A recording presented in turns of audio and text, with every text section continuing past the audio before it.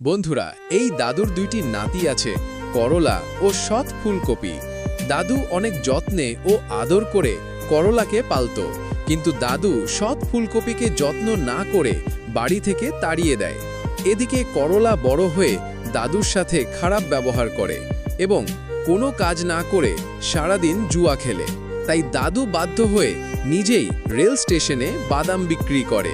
সে হঠাৎ একদিন অসুস্থ হয়ে রেল স্টেশনে পড়ে যায়।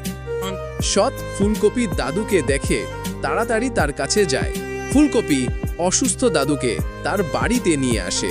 ফুলকপি দাদুর জন্য অনেক ওষুধ কিনে আনে। ফুলকপি দাদুকে অনেক সেবা যত্ন করে সুস্থ করে তোলে। তাই দাদু খুশি হয়ে ফুলকপির নামে সব সম্পত্তি লিখে দেয়। এটা দেখে কালো করলা অনেক রাগান্বিত হয় এবং সে প্রচুর মদ পান করে। করলা মদ খেয়ে মাতাল হয়ে ফুলকপির ঘরে আগুন লাগিয়ে পালিয়ে যায়। ফুলকপি আগুন দিতে পানির পাইপ নিয়ে আসে, ঘরের আগুন নিভিয়ে দেয়। বন্ধুরা, এই সৎ ভালো ফুলকপির জন্য একটা লাইক ও সাবস্ক্রাইব করতে ভুলবে না।